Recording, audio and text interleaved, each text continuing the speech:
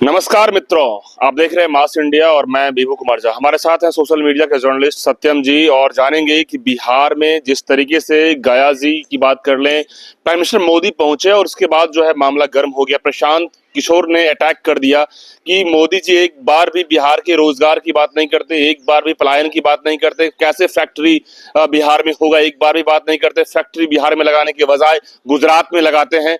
तो सबसे बड़ा मुद्दा है कि बिहार के लिए मोदी जी करते क्या है।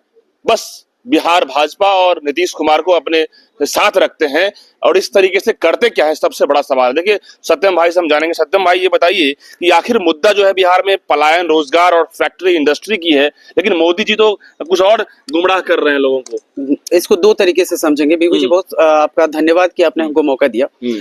सबसे पहली बात जानने की जरूरत है कि सबसे पहले लालू सरकार पे आते हैं। लालू जी का जिस समय राज था उस समय लालू जी ने बिहार को जिस स्थिति में लाया, सब लोग जानते हैं, बिहार वासी जानते हैं, अच्छे से जानते हैं। जिस तरीके से हत्याएं, लूट, बलात्कार और इस तरह की तमाम चीजें, किडनैपिंग तो एक उस समय धंधा ही बन चुका था। हालांकि आरजेडी वाले इसे पीछे हटते हैं, कहते हैं कि वो वक्त कुछ और था।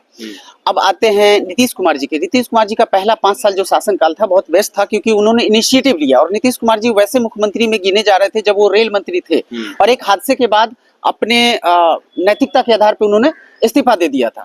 लेकिन उसके बाद समय बदला, सबको लगा कि सत्ता और शासन जब रहेगा तभी तो हमारी मतलब एक डंका बजेगी। इस चीज को नीतीश कुमार ने बखूबी समझा और उसके बाद नीतीश कुमार लगातार कभी आरजेडी, कभी एनडीए, कभी आरजेडी, कभी एनडीए, अकेले बना नहीं सकते हैं। बिहार में त्रिशंकु सरकार जब से बनने लगी उसके बाद कोई भी पार्टी अकेले दम पे सरकार अभी तक नहीं बनाई है। लोगों में परसेप्शन ये आ गया है कि कई लोग कह रहे हैं प्रशांत किशोर की लहर और जो सैलाब दिख रहा है उससे लोगों में ये आ गई है कि नहीं, इस बार नीतीश कुमार का सुपड़ा साफ होगा। क्या सुपड़ा साफ होगा? सुपड़ा साफ अभी होगा ये कहना थोड़ा सा जल्दीबाजी होगी। सुपड़ा साफ होगा, समय लगता है, वक्त लगता है। जिस तरीके से लालू जी का शासनकाल था, तो लालू जी के शासनकाल को खत्म होने में, नीतीश कुमार को सरकार तक आने में जो वक्त लगा वो वक्त हमेशा लगेगा। प्रशांत का जहां तक बात है तो प्रशांत लगातार दौरा कर रहे हैं और बिहार वासियों को ये समझा रहे हैं कि आपके साथ अभी तक क्या हुआ और होना क्या चाहिए था। अब बात रहा मोदी जी का कि मोदी जी फैक्ट्री गुजरात में लगाते हैं वगैरह वगैरह, लेकिन मोदी जी के पास एक ट्रम्प कार्ड है। ट्रम्प कार्ड ये है कि मोदी जी बार बार ये कह देते हैं बड़े मीडिया पे या प्रेस विज्ञप्ति जारी करके कि बिहार में इंफ्रास्ट्रक्चर ही नहीं थी, रोड ही नहीं थी, तो व्यवसाय अगर बाहर से आएंगे उद्योग धंधे लगाने तो उनकी गाड़ियां कहाँ से गुजरेंगी, वो स्टॉक कहाँ से रखेंगे। यहाँ पे हमेशा तो बहाना एक्सक्यूज हो गया ना। हाँ, एक्सक्यूज हो गया, लेकिन उनके पास ये ट्रम्प कार्ड है। ये जो बहाना है कि क्राइटेरिया नहीं है, जिस तरीके से गिरिराज सिंह टेक्सटाइल मिनिस्टर हैं सेंट्रल, और वो भी कहते हैं कि क्राइटेरिया फुलफिल नहीं होता है जब उद्योग लगाने की बात होती है। भागलपुर जैसे सिल्क सिटी में 1200 करोड़ की बात करें, 50,000 करोड़ की बात कर लें, मतलब करोड़ों, मतलब 50,000 रोजगार तो देने की बात थी। बिहार के साथ जितनी भी सरकारें आई हैं जो केंद्र में रही है, चाहे वो कांग्रेस की सरकार आई हो, चाहे वो बीजेपी की सरकार आई हो, ये दोनों सौतेला व्यवहार हमेशा करते आए हैं। इसमें कोई अतिशयोक्ति नहीं है, ये मैं खुल के कह सकता हूँ, कैमरे पे कह सकता हूँ। अब रहा बात कि बिहार के साथ सौतेला व्यवहार क्यों किया जाता है, तो आपको बता दूं कि बिहार इतनी बड़ी धरती रही है कि रेस्ट ऑफ इंडिया के जितने भी प्रांत हैं वो सब उस प्रांत में भी दिग्गज पैदा लिए हैं, लेकिन बिहार की धरती से इतने बड़े बड़े दिग्गज पैदा लिए हैं कि बिहारियों से लोगों को जलन होता है कि बिहार को उठने नहीं देना है। और इसमें सबसे बड़ी भूमिका निभाते हैं यहाँ के लोकल नेता, जनप्रतिनिधि। नीतीश कुमार जी को देख लें या अन्य नेताओं को भी देख ले, वो बड़ी बड़ी बातें करते हैं। चुनाव के टाइम में आके आपके साथ बैठ के खाना खा लेंगे, आपके साथ सेल्फी ले लेंगे, सब कुछ कर लेंगे। चुनाव के बाद आप उनसे मिलने जाए, नेताजी के पास टाइम ही नहीं होता है। रहा बात मोदी जी का, मोदी जी लगातार दौरा कर रहे हैं। इस दौरे का क्या मतलब है, एक बात बताइए। नीतीश कुमार जी अभी जन संवाद यात्रा पे निकले थे, हजारों करोड़ उस पर रुपया खर्चा हुआ। अब बताइए कि 15 करोड़ की आबादी में अगर वो हजारों करोड़ रुपया डिवाइड कर दिया जाता तो सबके अकाउंट में वैसे ही पैसा आ जाता। जब नीतीश कुमार जी आरजेडी के साथ जाते हैं तो कहते हैं कि बीजेपी कहती थी 15 लाख खाता में कहाँ है। अरे भैया, आप क्या कर रहे हो? आप भी तो हजारों करोड़ जनता से मिलने में आपको पैसा खर्च करने की क्या जरूरत है? मुझे तो ये बात समझ में नहीं आती। 4-5 गाड़ियां सिक्योरिटी को आप लेके जा सकते हैं, ये हजारों करोड़ का ब्यौरा कौन देगा? अभी 71,000 सीएजी का रिपोर्ट आया, उसमें बिहार सरकार पूरी तरीके से फेल हो गई और ये बताने में असमर्थ हो गई बिहार सरकार में, एनडीए की अगर बात कर लें, कि ये 71,000 कहाँ है। अब ये लोग बैठ के भी चुनाव का टाइम है, इनके पास टाइम है नहीं कि घपलाबाजी को कहाँ मतलब सलटाएंगे या दिखाएंगे। तो अब आप बात चीजों को समझिए कि ये लोग का मुख्य उद्देश्य होता है कि बिहार को निचोड़ के सारे संसाधनों का उपयोग अपने पार्टी को बढ़ाने के लिए करते रहे और यहाँ की जनता पिसती रही। रहा बात मोदी जी का, मोदी जी डेवलपमेंट का काम का है या देश या राष्ट्र के स्तर पे वो बढ़िया काम कर रहे हैं, वो बिहारी बिहारी भी बोलते हैं। लेकिन क्षेत्रीय स्तर पे देखते हैं तो मोदी जी भी यहाँ सौतेला व्यवहार करते हैं, इसमें भी कोई गुरेज नहीं है कहने क्या में। मोदी को प्रशांत से इस बार डर लग रहा है? मोदी को नहीं, ऐसा बोलना नहीं, मोदी को नहीं, सारी पार्टियां जितनी क्षेत्रीय पार्टी है, आरजेडी कह ले, जदयू कह ले, जीतन राम मांझी की पार्टी कह ले, चिराग पासवान की पार्टी कह ले। अब आप बोलिएगा कि प्रशांत किशोर का मैं कोई पक्ष नहीं ले रहा हूँ। मैंने प्रशांत किशोर पे ये सवाल कल ही उठाया था, उनके एक प्रवक्ता से सदफ इकबाल से हमारी इंटरव्यू हो रही थी, तो मैंने उनसे कहा था कि प्रशांत किशोर जब भी मुसलमानों के खेमे में जाते हैं तो वोट बैंक की राजनीति तो सारे नेता करते हैं। भैया आपको वोट नहीं मिलेगा तो आप पार्टी कैसे खड़ा कर पाओगे? इसमें कोई गुरज नहीं है, साम दाम दंड भेंट सब लोग अपनाते हैं, ये चलन में है, ठीक है, ट्रेंड में है। लेकिन प्रशांत बार बार ये क्यों कर रहे हैं कि मोदी से बड़ा डर जो है योगी है, तो क्या आप भी डर की राजनीति करते हैं? ये मैंने सवाल उठाया था, हालांकि इस सवाल को उन्होंने बखूबी जवाब दिया कि ये डर की नहीं है, ये उनका अपना एक स्ट्रैटेजी है। ठीक है, स्ट्रैटेजी बिल्डर रहे भी हैं। इस हिसाब से कह रहे हैं कि मोदी से बड़ा डर योगी है? चूंकि देखिए यहाँ देखिए कलांतर में जाएंगे तो कांग्रेस क्या करती थी, मुसलमानों को हिंदू से अलग करके रखती थी, डिवाइड एंड रूल की पॉलिसी करती थी अंग्रेजों के तर्ज पे।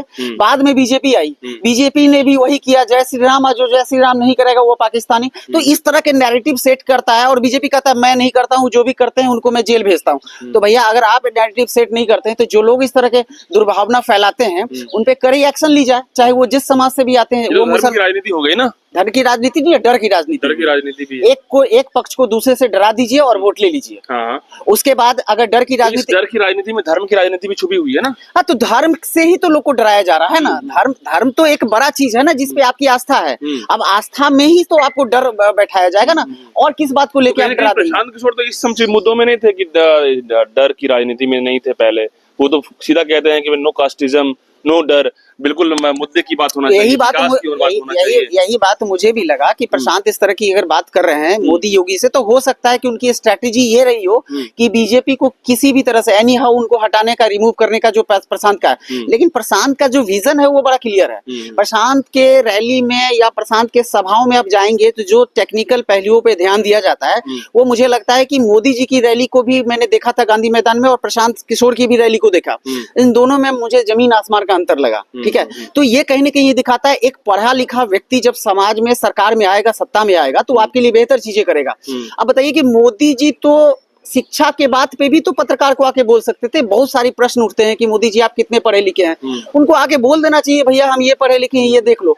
अब ठीक है, उनके प्रवक्ता बोलना शुरू करते तो मोदी जी राजा की भूमिका, मैं कुछ नहीं करूंगा, ना प्रेस कॉन्फ्रेंस करूंगा, ना जनता से डायरेक्ट रूबरू होऊंगा। लेकिन अब चुनाव के टाइम में आप देख लीजिए लगातार उनका दौरा है। तो तोड़ना भी लोग जनता जानती है ना, वो जनता जानती है। और बिहार की जनता, आपको विभू जी आपको बता दें कि बिहार की जनता इतनी सक्षम और हमेशा जो लहजे में रहती है, जो इनका लहजा और तरीका है, तहजीब है ना, वो बड़े बड़े सरकारों को घुटने पे ला देती है। यही धरती है बिहार की जहाँ पे गांधी जी आए और बापू बन के गए थे। बिल्कुल, उनसे पहले उनको बापू कोई नहीं जानता था, महात्मा गांधी ही बोलता था। क्या लग रहा है प्रशांत की सीट जो है, जिस तरीके से मामले देखे जा रहे हैं, जिस तरीके से माहौल बनता जा रहा है, सीट आ पाएंगा? देखिए एक चीज बता देते हैं, बिहार की ऐसी धरती है जहां लोग एक दूसरे से जब प्यार करते हैं तो पूरे दिल से करते हैं। मोहब्बत बहुत तेज है। हाँ। और उस मोहब्बत को तोड़ना इतना आसान नहीं है।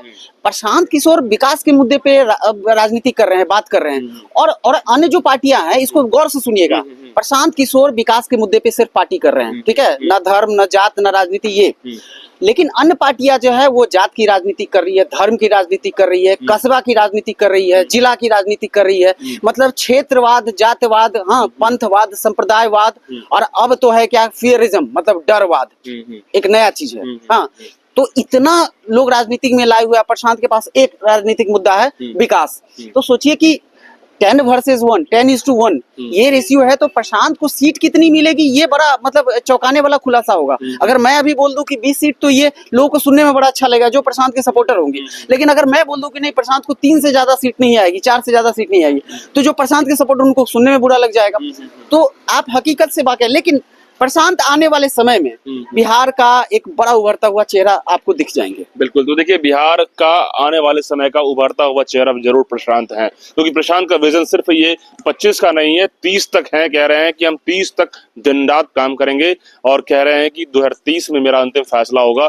ये तो कह रहे हैं कि इस बार ही हम सरकार बनाएंगे, लेकिन क्या सरकार बना पाएंगे, इसको लेकर लगातार चर्चाएं तेज है। आप क्या सोचते हैं?